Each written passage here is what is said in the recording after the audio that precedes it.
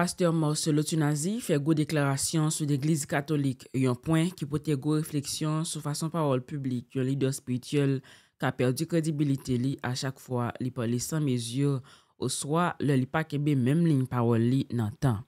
Eh bien, parole pasteur Marcelo Tunazi sur l'Église catholique là, ta vin créer un pile débat dans la communauté chrétienne nan, surtout à cause de contradictions ça yo. Entendez qui j'en s'atteye avant. L'église catholique, c'est une salle d'entente pour aller en enfer. Ah oui? Ah oui? Mettez ça sur Internet, je l'ai dit. Prenez ce CD, mettez-le dans une église, dans une maison reine de catholicisme et fouillez. Jamais je ne considérerai un adorateur de Marie comme un chrétien. Jamais, jamais, jamais, jamais. Même si tu as la douceur et une douce voix, jamais tu es perdu avec ta douceur. Et oui, yon parole qui était vraiment choquant côté que en pile monde dans première déclaration pasteur Marcelo Tunazi t'est campé pour te dire l'église catholique est la salle d'attente de l'enfer. Ça qui veut dire l'église catholique c'est une salle côté moun yo attend pour yo rentrer dans l'enfer. Déclaration si là t'es vraiment choquant parce que il pas seulement attaqué une institution religieuse mais il t'a jeté un jugement personnel sur la foi des milliers de monde à travers le monde. En pile fidèle, te wè ça, ta kou yon manque respect et même yon zak qui pas refléter l'amour Christ là, qui lui-même te toujours à chercher uni, pas divisé. Mesdames, mesdemoiselles et messieurs, c'est comme ça, quelques heures de temps après, même pasteur Marcelo Tunazi ça, ta pral mette un respect total envers l'église catholique dans ce domaine pour te déclarer et li contre tout ça que il te dit avant yo. Entendez. Et la Bible dit, vous recevrez une puissance, le Saint-Esprit survenant sur vous. Et vous serez mes témoins où? À Jérusalem. Et puis vous serez où? En Judée. Ensuite en Samarie. Ensuite les extrémités de la terre. Jérusalem, c'est ta famille.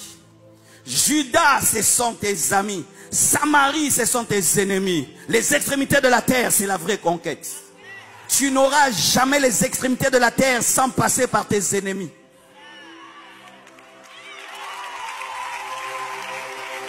Lorsqu'un juif quittait le nord pour aller vers le sud, au milieu il y avait la Samarie. Les juifs pieux purs se détournaient de la Samarie. Ils préféraient tout rallonger leur chemin pour éviter les Samaritains. Pourquoi? Parce que les Samaritains sont nés comment? Lorsque les Assyriens ont attaqué Israël, qu'est-ce qu'ils ont fait? Ils ont pris certains de leurs prisonniers et les ont amenés habiter la Samarie. Ce qui fait que ces païens se sont mélangés aux juifs et ont engendré une race hybride faite de paganisme, de judaïsme, d'idolâtrie. C'est pourquoi les vrais juifs considéraient les Samaritains comme impurs parce que c'était un mélange avec les peuples étrangers. Mais Jésus-Christ de Nazareth, le roi des rois, le Seigneur des seigneurs, n'a pas évité la Samarie, mais il est passé par la Samarie parce qu'il savait que les Samaritains allaient vivre un réveil au travers de Philippe, au travers de la femme samaritaine. Il est temps que tu ailles prêcher. Congolais, il est temps que tu ailles prêcher au Rwanda. Congolais, il est temps que tu ailles prêcher au Rwanda. Congolais. Excusez-moi, je vais le dire un peu, hein, je vais le dire, hein. Comment vous vous dites remplis du Saint-Esprit, que vous êtes des chrétiens, mais vous êtes des serviteurs de Dieu congolais, des enfants de Dieu congolais, mais vous voulez que les Rwandais aillent en enfer? Non, Jésus veut sauver les Rwandais, Jésus veut sauver les Rwandais, Jésus veut sauver les Rwandais. Dites ce que vous voulez, c'est la Bible. Donne-moi les versets contre ce que je viens de dire. Tout de suite après, ça t'a pas créé un gros problème cohérence dans le discours pasteur Marcelo Tunazi. Qui Jean ou ka passé sorti dans l'église de salle d'attente de l'enfer, je pour arriver dans dit ben là ou gen respect total. Bon, dans l'esprit monde qui suivent lio, ça te vinn créer un doute sur stabilité message pasteur Marcelo Tunazi avec véracité conviction pasteur.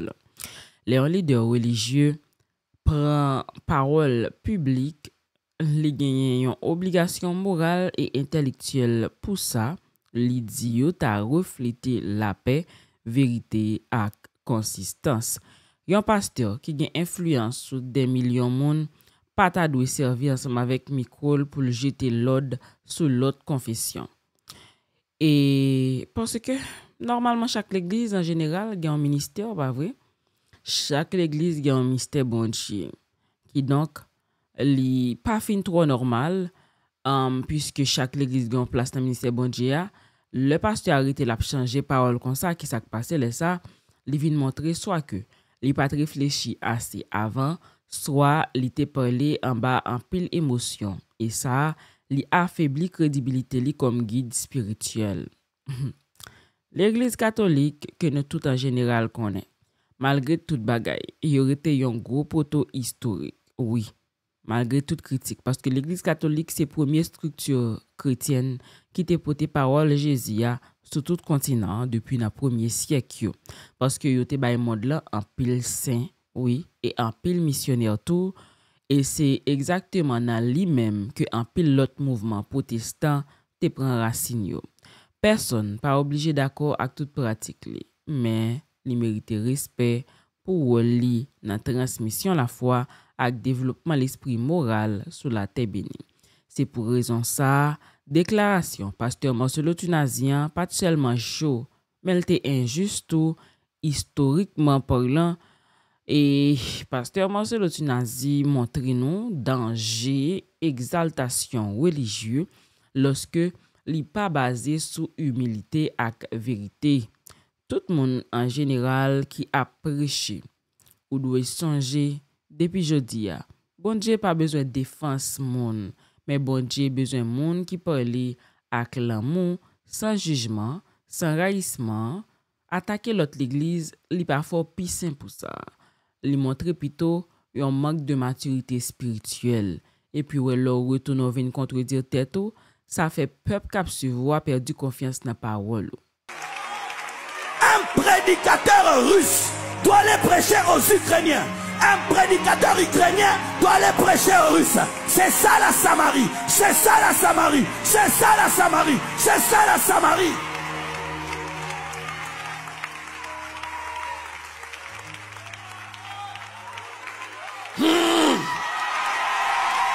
Philippe, c'est en Samarie qu'il a explosé. En Samarie qu'il a explosé. En Samarie. Je n'aime pas ce coin-là. C'est ce coin-là t'aime. Toi, tu n'aimes pas le coin t'aime. Le coin t'aime. Tu vois, tu n'aimes pas les légumes, mais les légumes t'aiment. Frère, Dieu ne t'enverra pas toujours là où on t'aime, on t'accepte. D'ailleurs, moi, j'aime quand on me défie, on ne croit pas en moi. J'aime beaucoup ça. Parce que ça active l'onction. Ça réveille le lion. Ça réveille. La Bible nous dit que lorsqu'on liait Samson, c'est quand l'onction descendait et brisait les chaînes. Allez là où il y a la contradiction. Allez là où il y a l'opposition. Allez là où il y a des rancœurs et des blessures. Et c'est là que Dieu vous utilisera. Regardez, cette conférence est faite quand il y a des troubles à Paris. C'est ça. Oh non, nous reportons, nous n'allons pas faire. Non, il faut vraiment faire parce que le pays a besoin de telles choses et que l'atmosphère spirituelle soit influencée par les prières, par l'adoration. Il y a de l'insécurité, je ne prêche pas. Oh, toi tu travailles à la Monique, hein? Comme là-bas ça ne va pas, je ne vais pas. Ah bon? Tu attends que ça aille bien pour aller. Tu es qui? Un militaire ou un civil? Les civils vont là où il y a la guerre. Mais nous voulons que tout soit parfait pour aller. Nous sommes devenus des serviteurs de Dieu snob. Lorsqu'il n'y a pas de climatisation, j'y vais pas. Il y a trop de moustiques, j'y vais pas. Je ne veux pas vous prêcher, je ne veux pas être mordu par les moustiques. Et missionnaire bébé. Missionnaire bébé, il a peur des moustiques.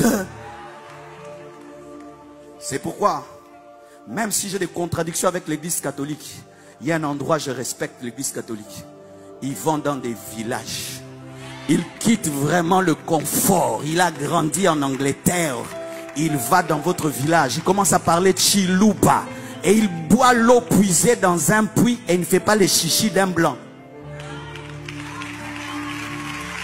Arrêtez avec avec vos chichis. Arrêtez avec vos chichis. Il y a des endroits, Dieu t'enverra. Il n'y a pas d'eau, il n'y a pas d'électricité, il n'y a aucun confort. Mais c'est là qu'un réveil t'attend. C'est pourquoi nous ne connaissons pas les grands serviteurs de Dieu. Certains, ils sont cachés dans des villages.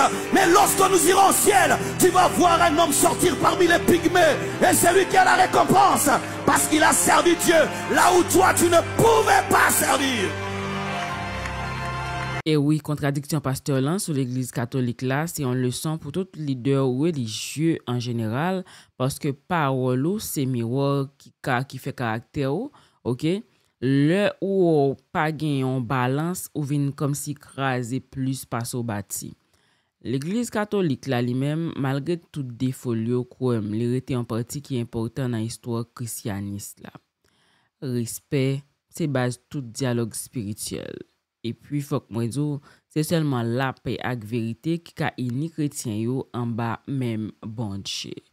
Si quelqu'un se croit religieux sans tenir sa langue en bride, la religion de cet homme est vaine selon Jacques 1er, le verset 26. Mesdames, Messieurs, nous continuons à informer pour une fois qu'on est que la prière matin, c'est une clé spirituelle. Oui, parce que chaque fois levé dans le matin, premier bagage que tu dois faire, c'est parler avec bon Dieu. La prière matin, c'est pas une habitude simple, mais c'est une connexion directe avec force divine qui protège nous tout au long de la journée. Là, nous commençons la journée avec la prière, nous invitons présence bon Dieu avec anges, garde nous dans chaque décision, chaque déplacement et chaque rencontre. Ça qui veut dire, sans la prière, nous rentrons dans la bataille la vie sans âme spirituelle. Est-ce que vous comprenez? Ben, aujourd'hui, nous prenons une chance de faire différence entre Christin de nom et Christin vrai ensemble avec le Père Mena et intervenant si là qui fait une grosse distinction pour nous entre le monde qui seulement parle de bon Dieu et le monde qui eux-mêmes vivent parole bon Dieu chaque jour. Et un vrai croyant, pas besoin de faire un spectacle. La foi elle paraît dans la façon d'y agir, dans la façon d'y pardonner et dans la façon d'y respecter l'autre monde. Christin de nom qui a utilisé religion comme image sociale, tandis que Christin vrai même a cherché bon Dieu pour transformation intérieure. Nous prenons le temps de permettre. Tu ne feras pas de représentation de Dieu, tu ne feras pas d'image taillée. Alors ils viennent nous dire, vous avez vu, dans la Bible c'est écrit noir sur blanc, et vous avez des images dans vos églises. La Bible condamne le culte des images. Alors moi quand je dis, comme je dis souvent, et je cesserai de le répéter, que la simple lecture de la Bible n'est pas suffisante. Si ces gens disent, la Bible condamne de faire des images, donc ça veut dire que ces gens-là ne font que ce que la Bible demande. C'est ça que ça veut dire. Oui. Puisque la Bible condamne, nous on ne fait plus que la Bible condamne. Mais la même Bible leur demande par exemple de brûler de l'encens, d'allumer des bougies dans le temple, de faire de telles ou telles images. C'est la même Bible qui leur demande. Pourquoi ils ne le font pas? Ils vont vous dire, oui, on ne le fait pas parce que ce sont les choses de l'Ancien Testament. Nous sommes dans le Nouveau. Mais le chapitre que vous citez dans Exode 20, verset 4, c'est un chapitre de l'Ancien Testament. Vous allez dire, nous sommes dans le Nouveau, on ne fait pas les choses anciennes. Mais donc ne nous citez pas ce chapitre-là. Donc vous voyez qu'on semble dire les choses parce que c'est au nom de la Bible, au nom de la Bible. Mais en fait, ces gens-là même ne respectent pas leur propre Bible. C'est pourquoi il faut demander pourquoi vous faites ça. Au lieu de dire, vous êtes. Au lieu de juger, il faut d'abord demander, mais pourquoi vous avez des images dans votre église? Et aujourd'hui, laissez-moi vous expliquer. En fait, ce chapitre de l'Exode 20, verset 4 répond à un contexte. Le contexte, c'est que le peuple d'Israël sort de l'Égypte. En Égypte, il y avait le culte des images, des idoles. Et il y aura bientôt le veau d'or que le peuple va faire dans le désert. Ils vont adorer un veau d'or. Alors Dieu veut interdire son peuple de ne pas faire une réminiscence de la religion égyptienne. S'ils leur laissent faire, ils vont tomber dans cette idolâtrie des Égyptiens. Qu'est-ce qu'on vous appelle réminiscence? C'est-à-dire repartir dans la religion des Égyptiens. Par exemple, chez les Égyptiens, le soleil était considéré comme un dieu. Ils adoraient le soleil. Mais déjà, Dieu leur montre que le soleil, ce n'est qu'une créature. C'est pourquoi dans Genèse, on dit Dieu fit les luminaires. C'est une grande révélation pour les Juifs de comprendre qu'en fait, le soleil n'est pas Dieu. Il ne peut pas être adoré, ce n'est qu'une créature. Ce que les Égyptiens ne savaient pas. Donc il y a là une pédagogie de Dieu. Dieu veut leur montrer que si vous faites ces images-là, vous allez tomber dans l'idolâtrie des Égyptiens. Et ce commandement s'inscrit dans un contexte, il dit, tu aimeras le Seigneur ton Dieu de tout ton cœur. Donc en fait, Lorsqu'une personne n'aime pas Dieu, quelqu'un aime sa voiture, aime sa femme, aime son argent plus que Dieu, là nous sommes dans l'idolâtrie. Ce n'est pas une image de Jésus-Christ en tant que tel qui m'emmène vers l'idolâtrie, mais c'est tout ce qui n'est pas Dieu. Parce que même dans la même Bible, vous verrez que Dieu va autoriser plus tard le culte des images. C'est Exode 20, verset 4 qui dit « Tu ne feras pas d'idole ».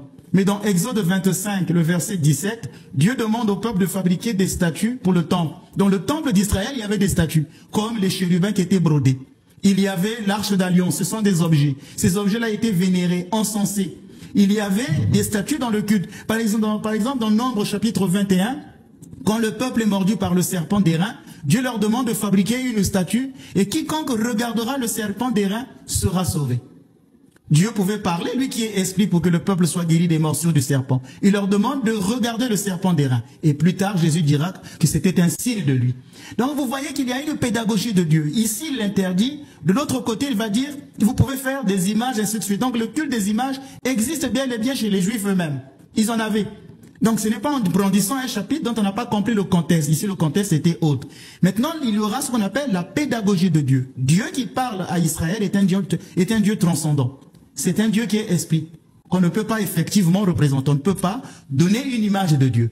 Plus tard, le Christ va s'incarner. Et le Verbe s'est fait chair. Et Dieu est devenu homme. Dieu est devenu visible. On peut le voir. On peut le toucher. Ce qui veut dire qu'il peut être maintenant représenté. Donc, celui que nous représentons dans nos images, dans nos icônes, ce n'est pas Dieu le Père. Parce que lui n'a pas pris de nature humaine. On ne peut pas faire une image effectivement de Dieu le Père. Parce qu'il n'a pas pris une nature humaine. Et voilà, situation a déroulé Jean Wella, Zangio nous connaît qui gagne rôle payo. Rôle Zangio c'est garder dans la vie chaque grand monde. Et vidéo ça rappelle nous que chaque monde en général gagne un ange garde bon Dieu mettez bon côté yo pour guider yo. Mais ange si là, li pas qu'à faire travail ici. Nous pas bali place ak attention dans la prière. Mesdames, messieurs, Ange God li là pour le travail avec Saint-Esprit a yon façon pour le capable ba nous intuition, avertissement ak force les dangers ou soit tentation yo t'apparaître devant nous. Oui, gagner présence Saint-Esprit à tout que nous gagnons comme source de direction ak force. Sans Saint-Esprit, la foi tourne aux âmes sans pouvoir et c'est lui-même qui ba nous claire vision, la paix dans tête nous ak capacité pour nous prendre bonne décision. Il faut que moi dire vidéo ça là pour encourager chaque grand monde chercher sentir présence là chaque jour. C'est pas seulement là dans l'église, mais tout dans la vie chaque jour. On continue attendre avec moi. Nous n'avons pas des images du Saint-Esprit. Bien qu'il y ait des symboles de l'Esprit Saint, l'eau, le feu, mais la personne de l'Esprit Saint ne s'est pas incarnée. Donc ni le Père, ni le Saint-Esprit ne s'est pas incarné. J'ai bien dit, je n'ai pas dit qu'ils ne se sont pas incarnés. Parce que dans la Trinité, il faut toujours utiliser le singulier. Les gens penseront que j'ai fait une faute française. Que ni le Père, ni le Fils ne s'est pas incarné. Ni le Père, ni le Saint-Esprit ne s'est pas incarné. Donc on ne peut pas représenter ni le Père, ni le Fils. Mais le Christ, lui, peut être représenté parce qu'il s'est incarné. C'est pourquoi, d'un point de vue théologique, nous disons que c'est l'incarnation qui fonde les images, qui fonde les icônes. C'est parce que Dieu s'est fait chair qu'il peut être représenté. Et c'est pourquoi dans nos églises, nous avons des images du Christ. Et ces images-là nous ramènent toujours vers la personne de Dieu. Ce sont des objets qui nous permettent de prier. Ce sont des objets qui nous renvoient vers Dieu. C'est comme on dit, d'un point de vue pratique, le signifié et le signifiant ont la même valeur. Quand vous êtes sur une route, que vous conduisez, si vous voyez un panneau qui vous dit attention école, vous n'allez pas dire que ce panneau n'est pas important, ce qui est important c'est l'école. Donc le signifié et le signifiant ont la même importance. Ce panneau vous renvoie à une réalité. Donc l'image nous renvoie à une personne. Ce n'est pas parce que ce n'est pas important. La photo de votre père, elle est importante. Aujourd'hui, si quelqu'un prend la photo de votre papa et la brûle, pourtant il n'a pas brûlé en tant que tel votre père. Il a brûlé que la photo. Vous direz, ben, faites comme cela. Vous allez voir que vous allez vous mettre en colère.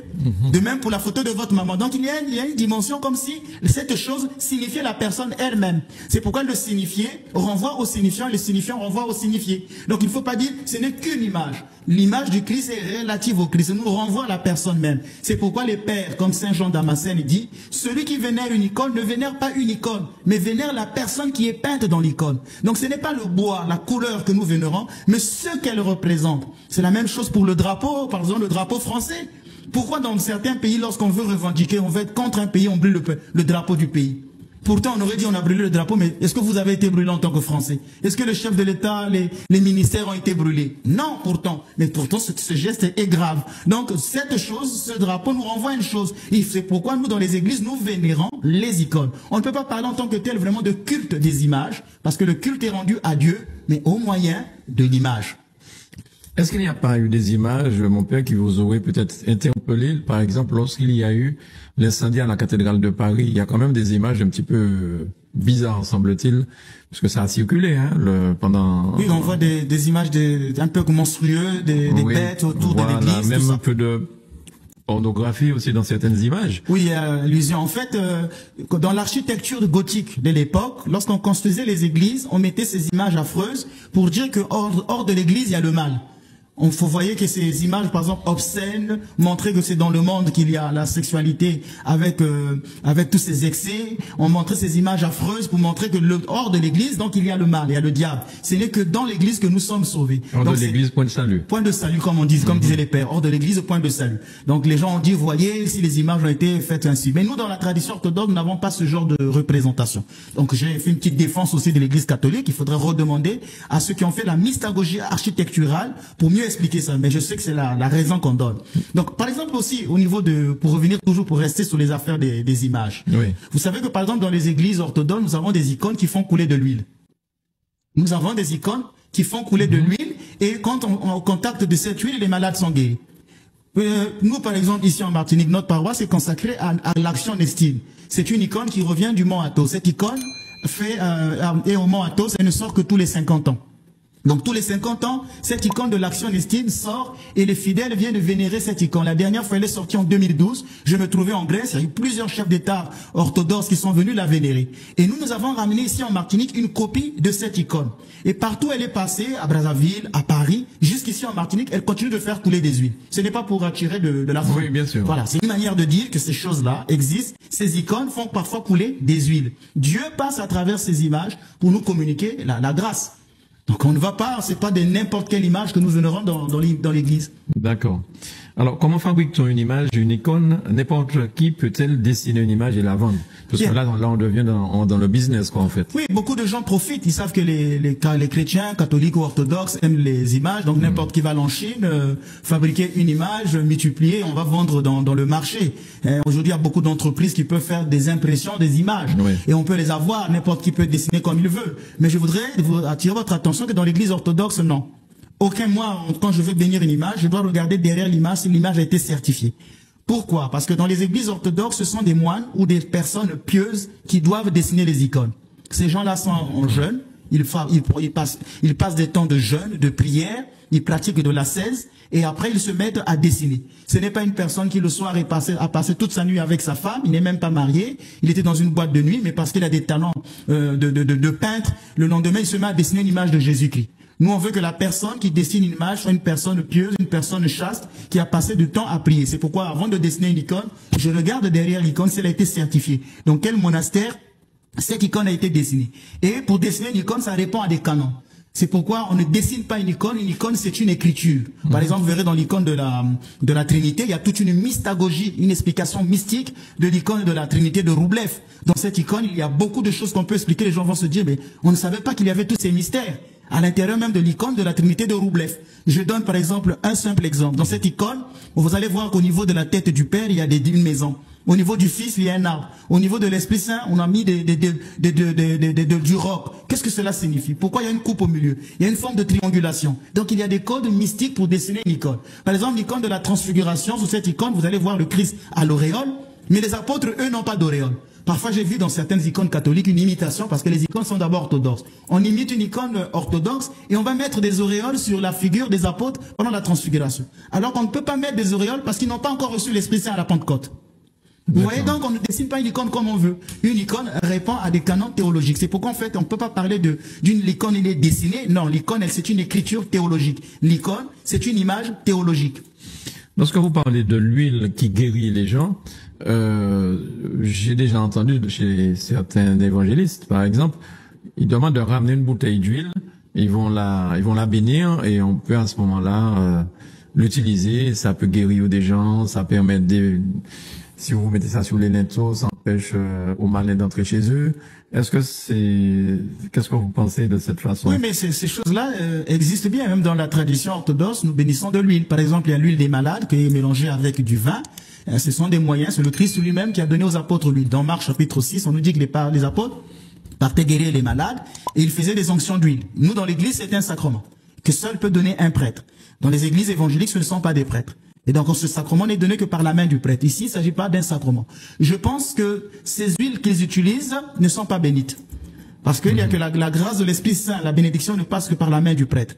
Mais il y a un effet de foi. C'est la foi des fidèles qui l'utilisent parce qu'ils ont la foi, que Dieu voit la faiblesse de cette foi et donne la grâce. Donc il peut arriver qu'il y ait des contextes où Dieu regarde plus la foi de ceux qui prient pour faire passer sa grâce. Tout le monde ne peut pas être orthodoxe. Tout le monde ne peut pas être catholique. Et Dieu veut sauver tous les hommes. Donc même dans ces églises-là, la grâce de Dieu va agir. Mais dire que cette huile, elle est bénite, non, puisque le ministre, le pasteur n'est pas un prêtre. Voilà, vive enseignement christian chaque jour, vive religion pleinement, pas vle dit que fait miracle au soir, toujours dans prière publique. Ça veut dire suivre la valeur de Jésus, les valeurs de Jésus, l'amour, honnêteté, pardon, simplicité, avec bon cœur. Les hommes pratiquent ça, la ville vient un témoignage vivant de bon Dieu, même sans ou pas parler. Qui donc? Vidéo ça aujourd'hui li c'est un appel pour tout le monde pour être capable de retourner dans l'essence la foi, la prière, obédience et relation personnelle avec bon Dieu. Yon monde qui prie chaque matin à cœur sincère, yon monde qui vive parole bon Dieu chaque jour, c'est un monde qui pas besoin faire briller. Pour qui ça? Parce que lumière bon Dieu a éclairé ou. Lumière bon Dieu a éclairé na ou. Voilà. Eh bien, c'est comme ça, dossier yo a déroulé matin. Chaque matin, nous connaissons bon Dieu qui dans le ciel là, ben nous une nouvelle chance pour nous corriger tout ça qui était mal hier yo. Et faut que moi dire, c'est pas tout le monde qui a un privilège pour lever vive journée. Ou alors prier, ou pas seulement demander bon Dieu faut faveur, mais ou dire merci parce que ou toujours dans plan. Leur marcher avec la foi ou réaliser pas rien qui est impossible pour cet esprit. Et faut que moi dire, il faut chercher d'abord le royaume de la justice de Dieu et tout le reste vous sera donné par-dessus, selon le Matthieu 6, verset 33. Mieux vaut dire son chapelet avant toute activité. Donc le matin, un bon chrétien, je dis bien bon chrétien, pas les chrétiens qui sont restés chrétiens dans leur tête. Un bon chrétien, pas ceux qui disent je suis chrétien pratiquant. Les gens emploient les mots comme ça. J'ai entendu ça ici sur cette chaîne. Une dame qui nous a appelé m'a dit je suis catholique pratiquant. Et à la fin elle m'a dit je peux pas me confesser chez un prêtre. Et à la fin elle m'a même dit je peux pas vous appeler père parce que vous êtes mon enfant. Mais elle a dit au début chrétien catholique pratiquant. Donc les gens sont chrétiens dans leur esprit. Je dis bien il vaut mieux dire son chapelet avant toute activité. Ne peut-on pas prendre 30 minutes le matin ou même 15 minutes? Je l'ai dit tout à l'heure, même 15 minutes ou je peux même dire la prière initiale. Je dis la prière initiale. Je dis les 33, les 25 grains. Seigneur Jésus-Christ, Fils de Dieu, aie pitié de moi pécheur. Seigneur Jésus-Christ, Fils de Dieu, aie pitié de moi pécheur. À la fin, j'invoque la Mère de Dieu, très sainte Mère de Dieu, sauve-moi 3 fois. J'invoque les anges, Saint de Dieu, protégez-moi. Et Saint et Sainte de Dieu, intercédez pour moi.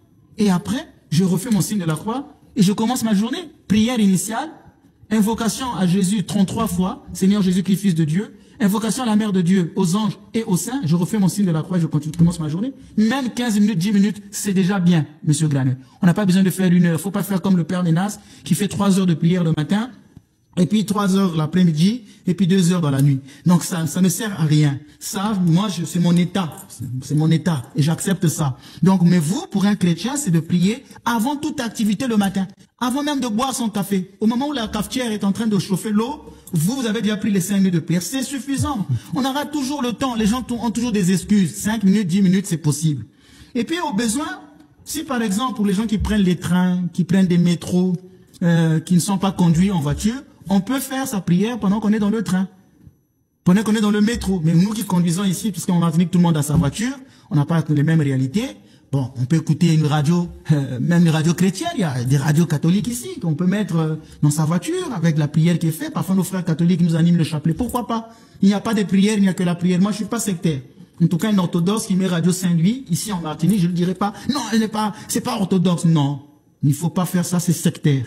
Si tant que la prière l'élève vers Dieu, la prière, la personne fait sa prière dans sa voiture. Mais celui qui est dans le métro et qui fait sa prière, il peut utiliser ça Le chapelet, oui. au vu et au su de tout le Bon, monde. on peut être discret. Moi, quand je le fais, par exemple, j'ai souvent ma main dans la poche. D'accord. J'ai souvent ma main dans la poche, mais je suis en train de grigner. Parfois, à Paris, je mettais mon blouson. Je suis en train de faire. On a même des chapelets plus petits. En paroisse, on peut trouver ce chapelet-là, dans notre paroisse. On en a même tout petit. On peut croire que c'est juste un collier, tout ça. Donc, on peut le faire discrètement.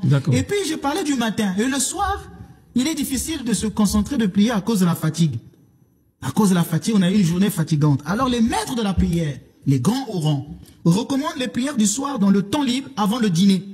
Ou même plus tôt. Quand on dit soir, on n'est pas obligé d'attendre 22 heures. Quand on est déjà sur son canapé, vautré, en train de regarder une bonne série de novellas, c'est pour une femme, ça va être difficile. Le sommeil le prend même là sur le canapé, se relever, aller prier. Ils ne s'entendent pas des moines. Moi, je peux le faire parce que c'est dans mon état. Moi, je dis bien et je précise, je ne suis pas un prêtre moine. J'ai été formé dans la vie monastique. Voilà, je précise parce que souvent il y a confusion. Alors je disais ceci, que il faut le soir, on peut faire sa prière à 16 heures.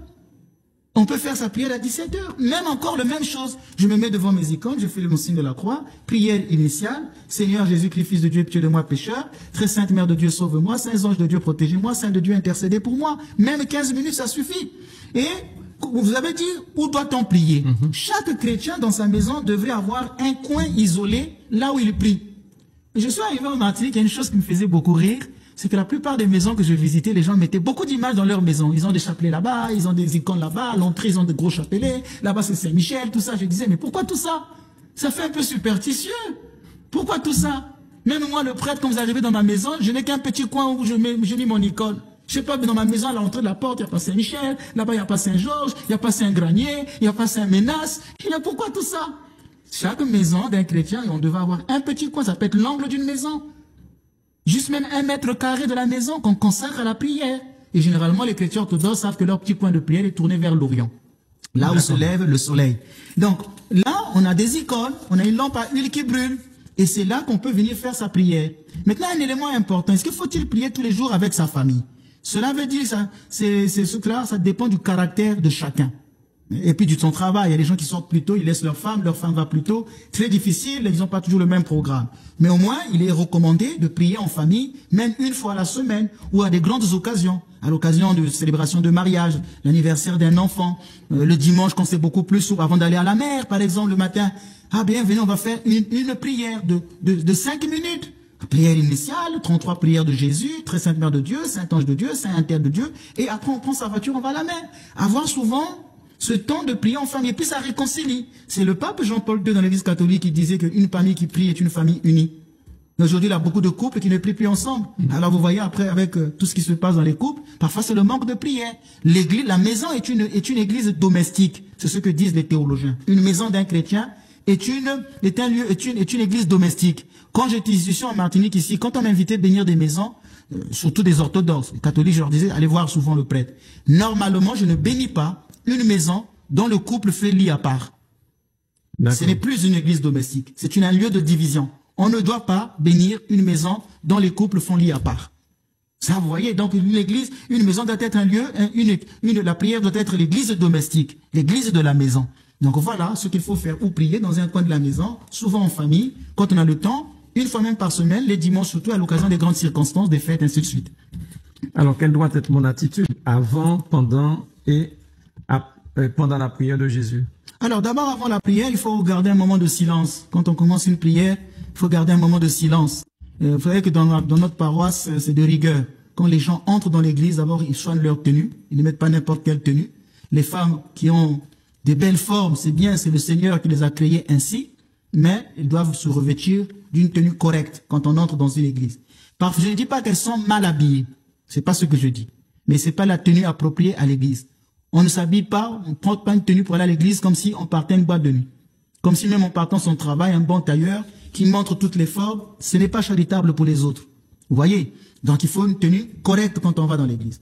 Et même quand on rentre dans l'église, on évite les bavardages. Dans notre paroisse, c'est interdit. En tout cas, si je vous vois, vous allez vous faire gronder, monsieur Granier. Je dirais, non, ici, il n'y a pas de bavardage. Quand on entre, on prend au moins 3-4 minutes, la musique passe, les gens respirent, ils sont dans le calme, ils se mettent dans un état de commencer une prière. Et c'est bien le matin de ne pas commencer la journée dans le bavardage. Directement sur le téléphone. Allô, tu m'as envoyé un message sur WhatsApp. Ah ben tu sais, le père intel hier, il a dit ceci. Ah, vous commencez votre journée dans le bavardage. Cette langue qui va aller louer Dieu, vous commencez déjà à parler d'intel. Tu sais, le voisin, la voisine a fait ceci. Mon Dieu, mon Dieu, mon Dieu, mon Dieu. Donc voilà, il faut commencer sa prière dans le silence. Ensuite, on fait son signe de la croix, on dit la prière initiale et on dit les métanies, dont je vous montrais tout à l'heure, avec la crainte de Dieu, avec les sentiments d'un pécheur qui se répand pour le pardon de ses péchés. Et pour revenir à l'église, quand on entre dans une église, il faut se dire que l'église, c'est un hôpital, c'est aussi un tribunal. Un hôpital. 2 hommes sont montés pour aller prier dans le temple de Jésus. L'un fut justifié, l'autre fut condamné. Les 2 sont allés prier. L'un fut justifié, fut guéri. Pour lui, l'église a été un hôpital. L'autre fut condamné. Par son attitude dans la maison de Dieu. C'est-à-dire, ça devient un tribunal. Donc l'église, elle est ambivalente. Elle est un hôpital pour ceux qui entrent, qui veulent venir pour sauver leur âme. Mais elle peut devenir un tribunal pour ceux qui viennent troubler le Père Ménas, pour ceux qui viennent troubler la quiétude de sa paroisse. Oui, en ce moment-là, l'église deviendra un tribunal. Ce sera un feu dévorant qui brûle les indignes. C'est pourquoi quand on entre dans une église, il faut avoir une attitude déjà d'humilité. Mais il y a des gens qui rentrent dans l'église comme s'ils étaient dans leur chambre. Ils veulent faire tout et n'importe quoi.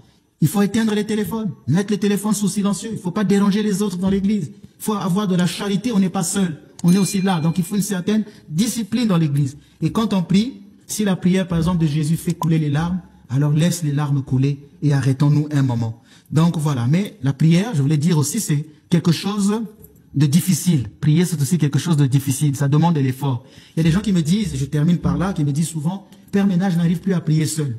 Je dis, on appelle ça la sédie. L'un des moyens pour lutter contre la paresse spirituelle, c'est de prier dans une communauté. Seul, c'est difficile. Donc, si vous voulez avoir la vie de prière, commencez à vous intégrer dans un groupe de prière. Commencez à vous intégrer dans la paroisse. Venez faire souvent les prières en paroisse. Et après, la force de l'Esprit Saint descendra en vous et vous pourrez voler de vos propres ailes. Mais pour lutter contre la sédie, c'est de prier en communauté.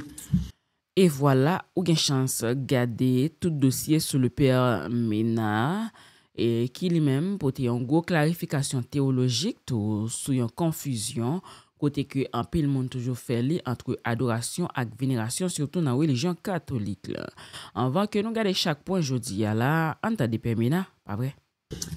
Alors, vous savez, mon père ici à la Martinique, lorsque j'étais plus jeune, donc ça fait très longtemps de ça, on avait peur des prêtres parce qu'on disait que si le prêtre, si on se comportait mal, si on disait pas bonjour, si on était avec un comportement étrange, le prêtre pouvait vous punir simplement en secouant sa robe sur vous. Donc ça faisait peur aux enfants et on se tenait correctement. Alors, pourquoi je vous dis ça? Parce qu'aujourd'hui, je vais vous demander comment on dit bonjour à un prêtre orthodoxe. Est-ce que vous pouvez secouer votre robe pour le punir ou bien s'il n'a pas été correct, si vous n'avez pas dit bonjour correctement? Vous savez, le sacré, c'est les lieux, l'église, les cimetières, ce sont des lieux sacrés, l'église, les objets, la croix, c'est un objet sacré. Les prêtres sont des personnes sacrées. Comme je disais que dans une émission ici, je disais que je suis comme tout le monde, mais tout le monde n'est pas comme moi. Donc le prêtre, c'est pas un homme ordinaire. Il est vêtu d'un pouvoir sacré. Et comme disait le Christ, si quelqu'un m'écoute, il vous écoute. Quand les gens, il y avait une personne ici en Martinique qui m'avait insulté parce qu'il a vu ma photo quelque part, il s'est mis à m'insulter avec une étole que j'avais portée. C'est pas moi qui l'ai insulté, il a insulté le Christ. Et je pense qu'aujourd'hui, je vous le dis publiquement, je connaissais cette personne, et elle n'est plus elle n'est plus en Martinique. C'est pas que je l'ai maudit, je n'ai pas prononcé de malédiction, j'ai seulement dit, celui qui méprise un prêtre, méprise le Christ lui-même. Et c'est pourquoi dans l'église orthodoxe, il y a cette tradition de demander la bénédiction du prêtre. Quand on croise un prêtre dans l'église orthodoxe, on ne dit pas bonjour mon père. Ça ne se dit pas dans l'église orthodoxe. Quand on voit un prêtre, on lui dit père, bénissez. On lui demande la bénédiction. Par exemple, s'il est dans l'église, il est assis, il est debout, vous avez vénéré les icônes, vous avancez vers lui, les mains comme ça. Généralement, vous vous inclinez, père, bénissez. Le prêtre vous bénit, il vous donne sa main. Généralement, on embrasse la main du prêtre, parce que la main du prêtre, c'est la main du Christ. C'est pourquoi un prêtre ne doit pas gifler une personne avec sa main. Oui, ce serait pas bien. Il doit vraiment se contrôler parce que la main du prêtre, c'est la main du Christ. Le Christ bénit les fidèles par la main du prêtre. Le prêtre, c'est comme disent les théologiens catholiques, c'est ipse Christus, c'est-à-dire c'est lui-même le Christ. Par le sacerdoce, c'est lui-même. Mais il faut faire la distinction entre les actes privés. Quand je mange, c'est pas le Christ qui mange, c'est moi, Destin, Ménas, il mange. Quand je dors, c'est moi, Ménas, Destin qui dort. Mais ça veut pas dire que le sacerdoce me quitte en ce moment-là, parce que là aussi les gens ne savent pas. Le sacerdoce ne quitte jamais un prêtre. Si un prêtre il est aux toilettes, il est toujours prêtre. S'il mange, il est toujours prêtre. C'est pourquoi, comme je disais la dernière fois, on ne peut pas parler de bénédiction, par exemple, non liturgique, au sens en dehors de la liturgie. Non, mais tout acte que le prêtre pose est un acte sacré. Quand il bénit, c'est toujours au nom du Christ et la bénédiction descend. C'est le Christ lui-même qui donne cette bénédiction. Mais il y a quelque chose aussi qui fait que le prêtre, il a une certaine vie ordinaire. Quand il mange, bon, voilà. Mais même à table, quand il mange, si vous le voyez, Père, bénissez. S'il vous dit, il vous donne la bénédiction, il vous bénit. Dernièrement, quand j'étais au Mont Athos, les fidèles de la paroisse que j'avais ramenés étaient surpris de voir dans le bateau les gens qui venaient s'incliner devant moi, qu'on appelle les métanies, Père bénissez, je lui donnais des bénédictions, et ils venaient me demander, mais comment ils savent que tu es prêtre? J'ai dit, c'est parce que ma soutane, elle est du côté droit. Donc, on sait, dans l'église orthodoxe, quand le soutane est du côté gauche, c'est pas un prêtre. Donc, on demande la bénédiction toujours du prêtre, Père bénissez, quand on rentre dans l'église. Et quand on sort de l'église, on n'est pas obligé. Quand on a pris la communion eucharistique, on ne demande pas la bénédiction du prêtre, et on ne vénère pas les icônes. Normalement, quand on a pris la communion eucharistique, on ne demande plus la bénédiction d'un prêtre. Mais généralement, on vient, on fait une métanie, Père bénissez. Même moi, quand je suis devant mon Père spirituel, nous nous bénissons l'un à l'autre. Parce qu'il s'incline, je m'incline, nous nous embrassons, nous deux, les mains. Malheureusement, je voulais aussi dire que c'est tout prêtre orthodoxe à qui on demande sa bénédiction. Je voulais dire aux fidèles de ma paroisse, de notre paroisse qui nous suit, s'ils rencontrent les autres prêtres orthodoxes qui sont sous cette île, ils doivent demander la bénédiction. Même si c'est le prêtre là, c'est un grand pécheur. C'est un prêtre, ils doivent demander la bénédiction. Parce que j'étais surpris à l'écuménisme, j'ai rencontré des chrétiens orthodoxes d'une autre paroisse. Ils sont venus vers moi. Ils m'ont simplement dit bonjour, Père. Ils étaient debout. Je les ai regardés, j'ai dit, vous êtes des orthodoxes? Ils m'ont dit oui. Et puis à la fin, il y a eu la cérémonie. Quand le prêtre orthodoxe qui est arrivé, qui est mon confrère ici, un aîné, nous nous sommes salués, nous nous sommes embrassés, j'ai embrassé sa main. Et le prêtre orthodoxe a dit aux fidèles qui étaient là, mais demande la bénédiction du prêtre. Et c'était un diacre, je crois. Il est venu vers moi, il m'a dit, Père, bénissez. Mais j'ai pas voulu dire au prêtre, mais les autres fidèles ne savent pas comment on reçoit un prêtre. Il faudra leur dire que quand un prêtre arrive, on dit, Père, bénissez, on s'incline. Donc je ne suis pas prêtre orthodoxe que pour mes fidèles. L'église que nous portons, elle est universelle. Donc partout où il y a l'église orthodoxe, je suis concerné par sa vie. Pourquoi en Grèce on venait me demander les bénédictions? Les gens avaient entendu, ah mais c'est un noir, on n'ira pas. Ou bien, oui, ils n'ont pas vu la couleur de ma peau. Vous voyez? Ils me demandaient même en grec, Apoupisse, c'est-à-dire d'où venez-vous? Et moi je leur répondais, il est à Poto Congo. Donc je viens du Congo. Donc vous voyez, donc ils savaient que j'étais africain, une Afrique, et vloguez tes pater, Père, bénissez-nous. Vous voyez, un prêtre, il est universel. C'est pas un problème parce qu'il n'est pas martiniquais, il n'est pas guadeloupéen, non. C'est un prêtre, quand on le voit, on dit Père, bénissez. D'accord. Et même lorsque vous n'avez pas la soutane? Même quand je n'ai pas de soutane. Oui, c'était un prêtre de toute façon. Oui, il reste simple. Quand je disais que le prêtre, même quand il est aux toilettes, il est prêtre. Je veux parler dans beaucoup de détails de la vie. Oui, bien sûr. Mais il est prêtre. Voilà. Non, mais c'est bien d'expliquer ça parce que les gens ne savent pas. Et quand on tourne le dos à un prêtre, on tourne le dos au Christ lui-même. Et ça fait partie, dans l'église orthodoxe, c'est un sacrilège. Ça entraîne l'auto-excommunication. Et pour être libéré de ça, il faut revenir voir le prêtre, qu'il vous donne ce qu'on appelle l'absolution des épithymies, la prière, la 6e prière pour les malades, avec l'office de l'huile sainte où l'on dit si ce malade a encouru la malédiction d'un prêtre ou sa sentence. Sinon, après la mort, je ne dis pas le reste, je ne suis pas le Saint-Esprit. Mais chez les catholiques, vos confrères catholiques, ils font ça aussi? Maintenant, l'église catholique, par exemple, on ne peut pas violenter un prêtre. Dans l'église catholique, parmi les motifs d'excommunication, il y a la violence faite sur un prêtre, sur un clerc, comme on dit, sur un évêque. Mais malheureusement, comme je disais souvent avec mes amis, que les lois de l'église catholique, je ne veux pas parler en leur nom, mais je constate que les sanctions de l'église catholique ne frappent que les prêtres. Jamais les laïcs, on leur laisse un peu tout faire. Jamais les laïcs. Moi, j'ai déjà vu dans une paroisse catholique, je rentrais, il y a un fidèle qui disait au prêtre, tu ne diras pas la messe dans cette paroisse. Il est en train de vociférer contre le prêtre, en disant, tu ne diras pas la messe dans cette paroisse. J'ai dit, quoi? Mais attendez, vous êtes devenu courageux? Et oui, dans la foi catholique, nous tous connaissons adoration, vénération, c'est deux bagailles différents. C'est des bagailles qui sont réservées seulement pour bon Dieu. Adoration en soi, adoration réservée seulement pour bon Dieu. Ça qui veut dire aucun saint, aucune image, aucun monde pas doué recevoir adoration. Dossier vénération, c'est en question de respect, l'amour, à reconnaissance pour monde qui ont même te vivent la vie saint, qui te marché fidèlement dans chemin Christ là. Par exemple, leur respecter un monde ou admirer parce que li te vive avec bonté ou pas adorer mais ou montrer reconnaissance. Reconnaissance c'est même gens avec saint yo qui dans l'église catholique. Et faut que moi dire tout, Père Mena te expliqué que image saint yo c'est pas Dieu, OK? ni c'est pas des outils magiques, mais c'est fenêtres spirituelles qui l'ouvrit sous ciel là. Yo servi pour songer modèle la vie moun sa yo qui yo même te vive dans simplicité, la prière ak sacrifice pour bon Dieu. Image là, li vraiment gagne pouvoir li pas gagne pouvoir parler et li aider nous tout faire connexion intérieure ak bon Dieu à travers exemple des moun qui te marché avec lui déjà. C'était comme t'as dit non, une photo maman ou soit papa, photo pas mon il photo pas mon mais il rappelle l'amour mon ça ak bon exemple mon ça te gagne pour comprendre. Donc en gros c'est ça et tradition apologique là que nous gagne comme base dans l'église catholique permet normalement nous connaît et il remet rappeler nous côté que pratique ça ressorti depuis notre tradition apôtre et il dit nous que c'est pas une innovation moderne, c'est depuis le premier siècle yo chrétien yo en soi te qu'on mettait signe de croix avec image pour songer Jésus, Marie ak Saint yo. Tradition ça c'est en forme de transmission la foi. Une façon pour que mémoire monde que bon Dieu te servi te kembe te servi qui te servi bon Dieu déjà pour capable kembe. Et l'église pas jamais dit que image doit adorer mais yo reconnaître que yo tout en soi comme des outils éducatifs et spirituels. Entendez Pemena. Moi, j'étais à Paris. J'étais à Paris dans une église catholique. Je partais voir souvent un prêtre qui me prêtait sa chapelle. Les prêtres, les fidèles en France appelaient le prêtre par son prénom. Ils disaient ange, ange, ange, ange. Par son prénom, je dis bien. C'est devenu une culture. Même ici en Martinique, quand les gens me voient en soutane, ils disent bonjour monsieur. Dans mon pays, on voit un prêtre en soutane, on dit bonjour mon père. Il y en a même un qui m'a dit, je peux pas vous appeler père. J'ai dit bien, comme disait un peu le président Sarkozy, je vais être vulgaire, eh bien casse-toi. Parce que non mais, dans la vie, il y a des règles. Moi, si je vois mon médecin, je l'appelle docteur. Je vois le maître de l'avocat, je l'appelle avocat. Pourquoi quand il s'agit d'un prêtre, donc un prêtre ne sert à rien? Vous savez le nombre d'années d'études que nous faisons? Donc on ne mérite pas notre place dans la société parce qu'on est dans le spirituel. Et quand j'arrive dans cette paroisse à Paris pour revenir, les gens appelaient le prêtre par ange. Mais moi, quand je me tenais devant la porte, tous les fidèles disaient toujours, pourtant c'était les catholiques, ils disaient toujours bonjour Père Ménas. Avec moi, ils avaient compris qu'on ne joue pas.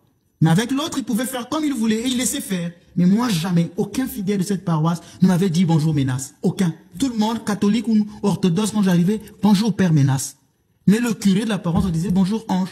Et c'est pourquoi aujourd'hui les fidèles peuvent se permettre tout. Le prêtre est médiateur, on ne joue pas avec le sacerdoce, Monsieur Granier. C'est Saint Jean-Marie Vianney qui le dit, si je vois un ange qui passe et que je vois un prêtre, je commence par saluer le prêtre. Le prêtre, quel que soit l'état de son péché, c'est Dieu qui le jugera. C'est pas à vous de juger un prêtre. C'est interdit de calomnier un prêtre. C'est entraîne des malédictions pour vous et même pour vos enfants et pour autre chose. Mais les gens ne le savent pas. Ça, il faut aussi que j'enseigne ça à la télévision. C'est quoi un prêtre? Les gens ne le savent pas, Monsieur Granier. Très bien. Alors, quels sont les gestes que font les fidèles quand ils entrent dans une église orthodoxe? Mais comme je le disais, dès l'entrée, dès qu'ils arrivent à l'entrée, d'abord le silence, ils doivent s'imposer, mettre le téléphone sous silencieux, avoir une tenue correcte, faire 3 métanies en direction de l'autel. L'autel, c'est la partie la plus sacrée de l'église. Ils font 3 prosternations en disant « Ô Dieu, aie pitié de moi, pécheur. Ô Dieu, aie pitié de moi, pécheur. » Dès l'entrée. Dans l'église orthodoxe, il n'y a pas de génuflexion comme à l'église catholique. Ce sont les métanies. Ensuite, une fois qu'ils sont rentrés, ils vont directement là où se trouve l'icône de Jésus. Ils font 3 métanies en disant « Seigneur Jésus-Christ, Fils de Dieu, aie pitié de moi, pécheur. » Ils l'embrassent. Quand on a des rouges à lèvres, on n'embrasse pas les icônes. Aujourd'hui, avant quand il y avait le Covid, on n'embrassait plus. Le Covid est presque parti, les gens ont repris à embrasser les icônes. Et ensuite, on va à l'icône de la Mère de Dieu. On lui dit « Très sainte Mère de Dieu, sauve-moi. » Très sainte 3 fois. Et on embrasse l'icône de la Mère de Dieu. Ensuite, si on veut, là, ce n'est plus obligatoire. Si on veut, on va aussi faire des vénérations des autres saints qui sont là. Parce qu'on a toujours des saints dans l'église. On peut faire 3 en Béthanie devant un ange, l'icône de Saint-Michel, devant le saint patron. Moi, j'ai une icône de Saint-Ménas. Je veux Saint-Ménas, prie pour moi. Chaque chrétien orthodoxe a un saint qui veille sur lui et auquel il se confie. Et dans l'église, il y a toujours votre saint qui est là. Vous allez vous faire une petite prière et puis vous asseyez. Et avant de vous asseoir, si vous voyez que le prêtre est assis sur sa chaise de présidence, on lui demande la bénédiction. Mais je voulais rappeler qu'en présence d'un évêque, quand un évêque est là, le fidèle n'a pas le droit de demander la bénédiction à un prêtre. Il le demande directement à l'évêque. En présence d'un évêque, non. À l'évêque, on demande la bénédiction et non au prêtre. Et quand un évêque est là, on va devant sa chaise, son phronos, son siège, qui représente l'autorité du Christ dans l'église et dans le ciel. On demande la bénédiction de l'évêque. Si l'évêque n'est pas là, que le prêtre est là, on dit Père bénissez. Et le prêtre vous bénit. Et avant d'aller vous asseoir, si vous voyez vos voisins à côté, vous dites pardonnez-moi frère. Toujours commencer à prier dans l'esprit de pardon. Et si vous avez quelqu'un dans l'église que vous reconnaissez, et avec qui ça ne va pas bien, vous allez vers lui, pardonne-moi mon frère. Et moi, chaque fois, j'organise toujours ce rite de pardon dans l'église, régulièrement. Parce qu'il y a toujours des petits chichis, hein, ça ne manque pas dans les églises. Et je suis toujours régulièrement obligé de leur dire, allez, on va passer au pardon, au rite de pardon, et ainsi de suite. Voilà le comportement qu'on doit avoir dans la maison de Dieu. L'église n'est pas un lieu pour venir faire n'importe quoi. Comme je l'ai dit, attention, c'est un hôpital, c'est aussi un tribunal. Il faut, quand vous voyez un homme qui vient souvent dans une église prier, il faut vous en méfier. Parfois, il vient là pour chercher des femmes. C'est pourquoi je dis aux femmes, attention avec les relations avec les autres membres des autres sexes. Mais mon père, il y a des femmes aussi qui viennent là, peut-être pour trouver un mari. Pour trouver un mari. Un mari ou bien un amant, j'en sais rien, moi. L'église, ce n'est pas un site de rencontre. Voilà, c'est ça. Hein? Normalement, seul le prêtre connaît ses fidèles. Moi, j'avais donné une fois cette loi. Nous, dans l'église orthodoxe, nous sommes des petites communautés. C'est pourquoi il y a ces lois-là. Si on était dans une église catholique avec 800 000 fidèles, ça n'allait pas poser vraiment un problème. Mais nous sommes souvent des petites communautés. Si les gens commencent à coucher entre eux, vous voyez, monsieur Granier, c'est que ça fait sale. Une église de 1000 personnes, je peux comprendre. Il y a même des gens qui, parfois, après, quittent l'église parce que les autres vont commencer à parler. Vous remarquez que les lois que je donne, c'est lié au contexte. Nous sommes des petites communautés. Et entre nous, on se connaît. Moi, je me rappelle, je finis. J'étais au Congo. Je dis, seul le prêtre connaît les fidèles. J'étais au Congo, je connaissais une fille dans l'assemblée qui avait le VIH, le sida. Je suis tenu au secret. Et j'ai dit aux gens, attention, c'est ce genre de choses de coucher entre vous. Il ne faut pas faire ça ici. Le lieu est saint. Ah, le prêtre là, il est trop strict. Le prêtre là, il est machiste. Le prêtre là, il est... Je leur dis, mais c'est difficile de prêcher l'évangile. Et chaque fois, j'expliquais ça. Les gens ne m'écoutaient pas. Et puis, un jour, un jeune est sorti avec une fille de la communauté. C'est cette fille qui était atteinte du VIH. Et la fille est venue m'en parler. Et j'ai dit au jeune, tu as pris le préservatif? Tu t'es préservé? Non. Va faire le test. Et quand il a appris qu'il était atteint de VIH, s'il m'avait écouté, le prêtre seul connaît ses fidèles. Je peux avoir parmi les fidèles des pédophiles. Vous allez avoir confiance, vous faire des amis avec ces gens-là. Demain, vous l'emmenez chez vous. Si vous apprenez que voilà ce qui s'est passé avec les enfants, écoutez le prêtre. Faut penser, monsieur Granier, c'est Saint Paul qui dit que personne ne méprise ton jeune âge. C'est Saint Paul qui le dit à Timothée. Vous allez me mépriser parce que je suis menace, jeune prêtre, parce que je suis enfant. Monsieur Granier, je ne sais pas. Je reste calme. Mais le niveau de connaissance spirituelle que nous avons faisait que les gens devaient quand même nous respecter et nous écouter un petit peu. Mais rendez-vous au ciel. Devant le Christ, il vous dira, ce prêtre avait raison de vous dire ce qu'il vous disait, mais vous ne l'avez pas écouté. D'où Jésus dit, celui qui vous écoute, m'écoute. Celui qui ne vous écoute pas, ne m'écoute pas.